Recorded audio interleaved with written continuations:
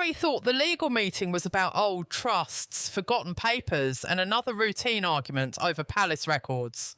Then one of the royal lawyers opened a narrow cream envelope carrying the Queen Mother's private seal and spoke Archie's name. Harry stopped moving. The letter did not merely mention his son, it revealed that Archie's place inside the family had been privately discussed long before the palace crisis that eventually pushed father and son beyond its walls. Before we go deeper into what this really means for the royal family, make sure to subscribe so you don't miss a single update. Harry leaned forward as the senior solicitor began reading. The Queen Mother's private estate meant the property, funds and papers she controlled outside of royal duties, and Harry had entered the restricted conference believing old records were the only reason he had been summoned. William knew the meeting was taking place, yet the future king remained absent, leaving his brother alone with 3 lawyers and a secret more personal than money. The solicitor continued, Harry's firstborn child, Archie, was to receive a protected family legacy fund, private royal guidance, and personal recognition that could not depend on any future dispute involving his father. Harry gripped the table as he heard his son's name again. The words proved an older generation had feared the division surrounding him might one day reach a child who had done nothing wrong. Why was I never shown this after Archie was born? Harry demanded. The senior man paused, and that silence turned the Duke's shock into anger. A protected legacy fund, he explained, was a privately preserved pool of family assets intended for one named beneficiary. But the letter went further. It warned that no disagreement with Harry should ever become a punishment imposed upon his child. One lawyer sat down at his pen and revealed through the documented legal review before Harry that the envelope had been placed under restricted consideration after Archie's birth. Restricted review meant senior advisors could examine a sensitive family document without releasing it to everyone affected. Harry stared at him, realising they had known the letter was relevant, yet he had been kept in the dark. Harry pushed back his chair and demanded the name of the person who had decided the letter must remain sealed, but the lawyers refused. Not yet, they said. First, he needed to hear about a private ceremony years earlier. A moment that had changed how the Queen Mother saw his future forever.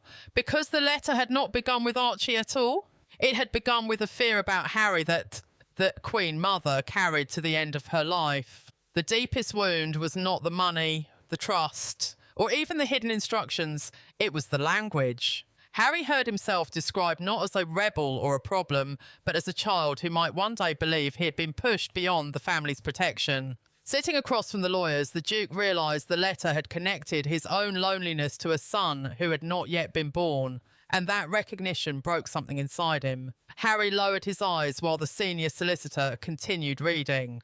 As Charles's younger son and William's brother, he had grown up close to the crown, yet never expected to inherit it, and that position mattered because every future role around him had seemed clearer than his own. The crown meant the institution of monarchy, the system of duty and succession surrounding the sovereign. Harry knew its rules, but what he had never understood was how his uncertainty had been perceived. Archie meant something different. Harry had built his life around giving his son a childhood untouched by the restraint he remembered. A home where affection would never feel conditional. He lowered his voice and told the lawyers he had spent years believing the family saw Archie only through arguments about Meghan and the couple's departure from royal duties. The words came slowly, but the pain did not. Harry stepped away when the meeting paused and called Meghan. She answered immediately, and he tried to explain that the Queen Mother's letter had considered Archie's protection decades before his birth. But his voice broke before he finished the sentence. Meghan stayed silent, then asked him to say it again. He did. She heard the shock in him, and he heard the hurt in her.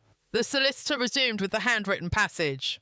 The letter drew a hard line between Harry's conduct and the rights of his future child, insisting that disagreement with a parent must never become punishment for the next generation. Harry stared at the page. That distinction mattered because it challenged the fear that Archie's place could rise or fall with his father's relationship to the palace. Then one sentence changed the room. The Queen Mother referenced a conversation with a young William, suggesting the future king had once been made aware that Harry might feel abandoned inside his own family. Harry asked when that conversation happened. The lawyer checked the dated note and named the year. Harry froze. He knew the date. It led to a forgotten royal ceremony, a family event he had spent years trying not to remember. And once the lawyers named that ceremony, Harry understood that the secret had been born from one humiliating moment no palace record could completely erase. Years before Archie entered the world, one royal ceremony left the Queen Mother watching Harry more closely than anyone realised. The event looked formal, controlled, and perfectly ordinary to those outside the family. But behind closed doors, one sentence reduced the younger prince to silence. The Queen Mother saw his reaction. She remembered it, and according to the private letter now resting before Harry, that single moment became the point of no return. Harry listened as the lawyers reconstructed the 1999 heirs briefing from the documented account attached to the sealed correspondence. The briefing was a private family ceremony at Windsor, where younger royals were told how future ceremonial duties would be divided. William received careful explanations because his direct place in succession meant the monarchy was already preparing him for responsibilities tied to the crown. Harry sat beside his brother, waiting for someone to explain where his own adult life would fit. The moment came without warning. A senior household official closed Harry's folder and said, "Your position will depend entirely on what the Crown requires after William establishes his family." Harry pushed his chair back. He did not argue. William glanced toward him, but the younger prince said nothing, and that silence mattered because he had just heard his future described as something conditional, useful only until his brother's family changed the royal structure around him. The Queen Mother noticed. Later, she found Harry alone in a corridor and asked why he had left early. He tried to dismiss the question, but she pressed him gently.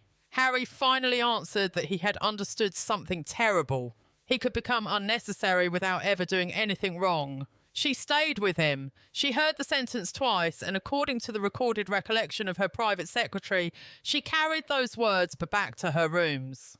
That evening, the Queen Mother dictated the first notes that would become the private letter. A private secretary was a trusted aide responsible for confidential correspondence and personal royal business. She insisted Harry's future children must never inherit the same feeling of conditional belonging. His pain, she argued, must not become their position. Harry looked down as the lawyers reached the final instruction. The completed letter required formal review upon the birth of his first child. Archie had activated that instruction the moment he was born. Harry stared at the date. The letter should have been reviewed years earlier. Someone had seen its relevance. Someone had allowed the silence to continue. He rose and demanded to know who. The answer was waiting behind another door, and this time Harry refused to let a solicitor speak for the family. Harry did not enter the room shouting. That made the confrontation more dangerous. He walked in carrying a copy of the letter, placed it between himself and William, and asked one question. "When did you know?" The prince looked down before answering. For two brothers who had survived public grief, private resentment and years of distance, that hesitation carried more weight than anger. Harry had come for a date. Instead, he saw guilt. Harry had demanded the private meeting the moment he learned the letter's review clause became active after Archie's birth. A review clause was an instruction requiring a document to be formally reconsidered when a named event occurred. William agreed to meet without advisors, and the future king understood why that mattered. No solicitor could soften his answer, no courtier could interrupt. The sealed legal copy rested between the brothers like proof that years of silence now had a date attached to them. Harry leaned closer. He asked whether William had known the Queen Mother wrote about protecting his future child. The prince finally admitted through his direct, private conversation with his brother that he remembered fragments of an old family concern about Harry feeling abandoned. He had heard pieces when they were young, but he insisted he never saw the complete letter until much later. Harry listened. His expression hardened. Harry pushed his chair away. Archie became part of the conflict anyway, he said. He accused his brother of watching disagreements over Meghan, royal duties, and the family's future grow, while a document existed warning that Harry's child must never carry the punishment of those disputes. William reacted sharply. He said he had not controlled the legal process. The Duke answered that silence was still a choice. William lowered his voice and revealed what happened through the documented legal review he had later been shown. The review did occur after Archie's birth, but advisors fought over whether the letter contained a binding estate instruction or a private family wish. A binding estate instruction meant a legally enforceable direction concerning inherited assets. A private family wish carried moral weight but could be disputed in law. That argument delayed everything. William then admitted something worse. He had argued Harry should at least be told the document existed. Another authority refused, warning that disclosure during the family crisis would weaponise history. Harry demanded a name. William shook his head. The decision, he said, had not belonged to one person. It came through a closed legal framework approved at the highest level. Harry had expected betrayal from a face. What he discovered instead was a system powerful enough to make even brothers hide behind procedure. There was no dramatic throne room order, no furious command, no single signature Harry could tear in half and blame for everything. The decision lived in a colder place: legal interpretation, 3 advisors, an estate protocol, and a rule allowing sensitive family papers to remain restricted during active constitutional disputes. Yet behind every rule stood a human being, and when Harry discovered who had defended the restriction most strongly, his devastation took a different shape. Harry sat rigid as the lawyers separated the Queen Mother's papers into 3 legal categories. Enforceable trust instructions were directions that could control money or inherited assets. Private correspondence covered personal letters, and family guidance carried emotional authority without always creating a legal duty. Archie's letter crossed all 3. It mentioned protected funds, recognition, and treatment inside the family, which meant advisors feared releasing it could affect wider negotiations surrounding Harry's royal future. Charles had seen that danger himself. According to the documented legal briefing preserved with the review papers, the king read the file alone after Archie's birth and stopped at the paragraph concerning Harry's first child. He removed his glasses and left the pages open. For several minutes, the monarch said nothing because the warning before him sounded painfully close to the conflict already forming around his younger son. Charles feared the letter would change every conversation. The king believed Harry might hear each disagreement about Meghan, duties or public conduct as proof that the Queen Mother's private warning had come true. That fear mattered because trust between father and son was already weakening, and the monarch convinced himself that disclosure during such tension would deepen suspicion rather than heal it. The decision came quietly. Charles approved a temporary restriction through the formal legal review, meaning access to the sensitive letter would be delayed while family disputes remained active. He expected time to calm the situation. Instead, every new conflict extended the restriction. Weeks became months. Months became years. Harry stared at the senior lawyer as the truth settled. What began as a delay had become silence because no advisor ever found a moment they considered safe enough. Archie had been named inside the protected review all along, yet his father remained outside it. Then the senior solicitor closed the file and delivered the consequence through the documented ruling now in force. The temporary restriction had expired. No further extension had been approved. The Queen Mother's instructions had to be addressed immediately. Harry stopped breathing for a beat. The letter was no longer history, and within hours its words began changing Archie's place inside the family. Harry thought the palace had already closed its doors, but by the next private briefing, the question had changed. The family was no longer debating whether Harry should have seen the letter. They were deciding what must happen because he finally had. The lawyers moved quickly. A dormant legacy provision was reopened and a private family recognition process was restored.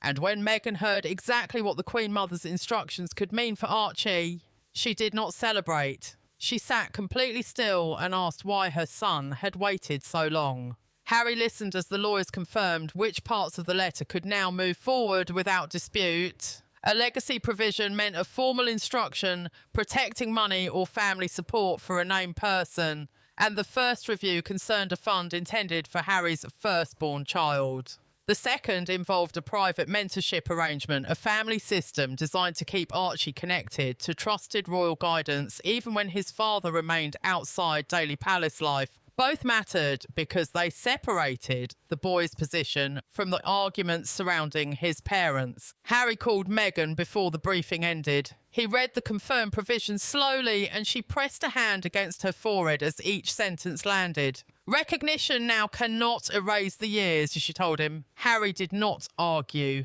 Meghan repeated Archie's name, then asked why their son had been allowed to wait for something the family had already been warned to protect. Her hurt pulled him back toward anger. Harry felt relief and bitterness at once. Archie would finally receive the private recognition described in the letter. But the Duke could not stop thinking about Charles. He believed his father had allowed fear of conflict to outweigh the Queen Mother's warning. That contrast cut deeply. The family could now act with speed, yet it had spent years defending silence. William moved before Harry expected him to. Through a written instruction sent to his private office, the Prince authorised full cooperation with the legacy review. A private office was the small staff handling a senior royal's personal duties and official correspondence.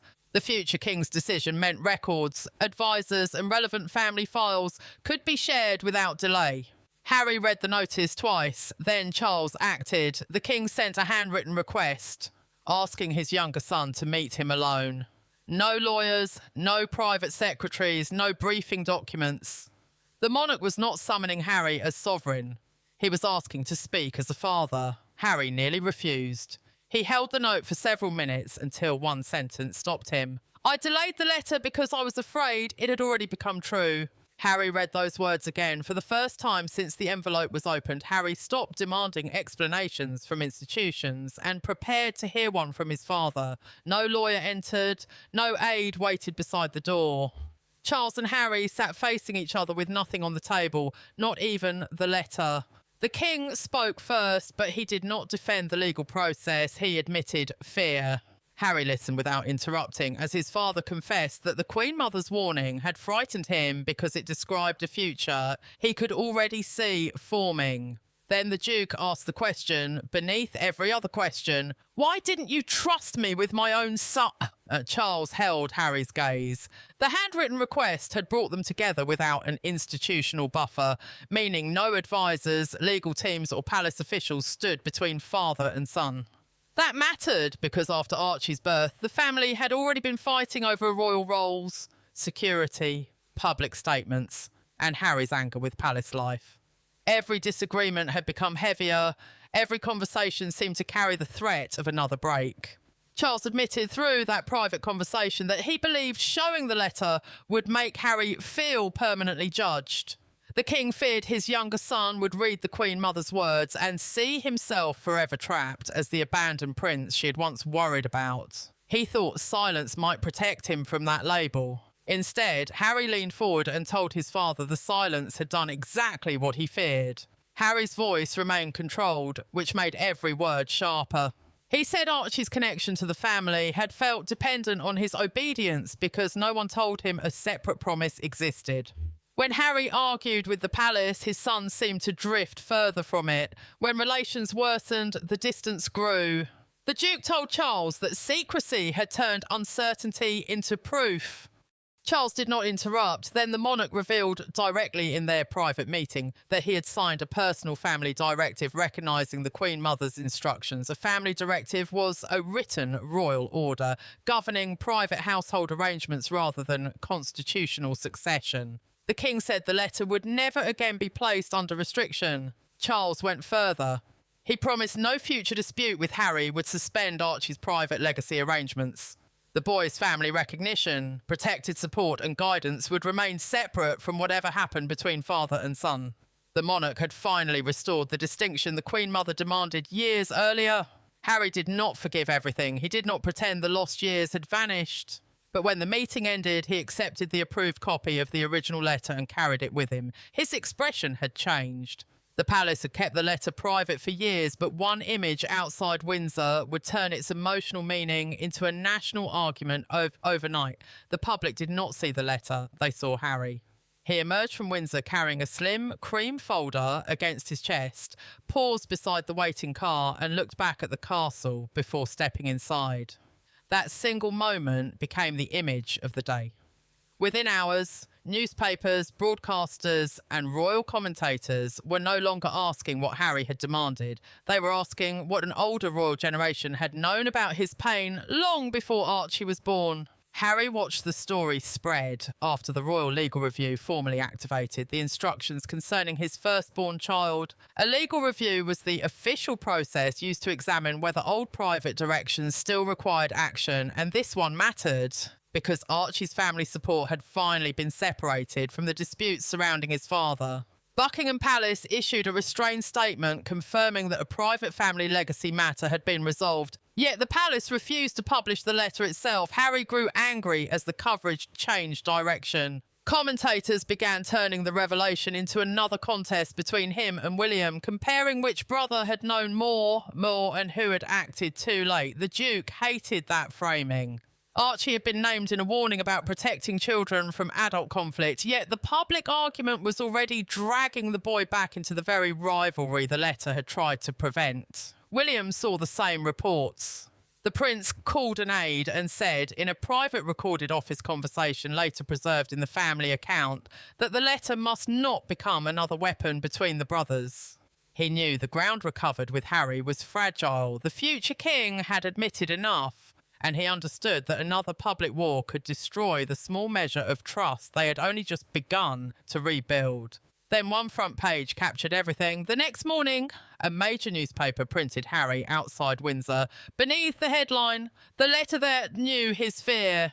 Crowds gathered near the castle gates discussing Archie's hidden family legacy, while strangers argued over whether silence had protected the monarchy or wounded a child before he could understand any of it. A national broadcaster pushed the debate further. Its evening report framed the letter not as a change to succession, the legal order deciding who inherits the throne, but as a generational warning about children born outside the direct line of inheritance. The argument suddenly became larger than Harry. Harry heard every word. Then he made one private decision concerning Archie. The letter could become revenge, or it could become a boundary.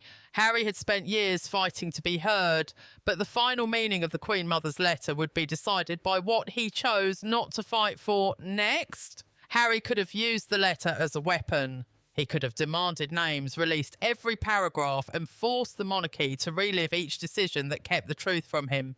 Instead, the Duke made a quieter choice. Sitting beside Meghan with the approved copy between them, he said the argument would end with his generation. Archie would receive what the Queen Mother intended, but the boy would not be raised carrying his father's anger as part of the inheritance. Harry accepted the protected legacy arrangements created for Archie, but he also agreed that the most personal passages of the Queen Mother's letter would remain private until his son was old enough to read them himself. A protected legacy arrangement meant private family support preserved for one named person, regardless of wider disputes. That decision mattered because Harry was choosing protection over exposure. He had fought for truth, yet he refused to turn Archie's private history into public ammunition. Charles confirmed the final separation in writing. The king stated that Archie's private family recognition could not be withdrawn as retaliation for any future disagreement involving Harry. The monarch's written confirmation closed the central legal conflict because the boy's place inside the private family structure would no longer rise and fall with his father's relationship to the palace. Meghan looked at her husband and asked whether accepting the arrangement felt like forgiveness. Harry answered carefully. It did not erase the years, it did not excuse the silence, but it stopped the past from deciding everything that came next. She heard the difference and he finally allowed himself to accept it. William called directly. The prince waited through a long silence before speaking. And Harry did not make the conversation easy. Still, the brothers reached one principle. Archie would never again be placed between them when their own relationship became difficult. The future king agreed. The Duke did too. The truth was finally clear. The Queen Mother's letter had never predicted that Harry would abandon the monarchy. It warned that institutions could make children inherit the emotional exclusion of their parents. Charles accepted that delaying the letter had helped create the mistrust he feared.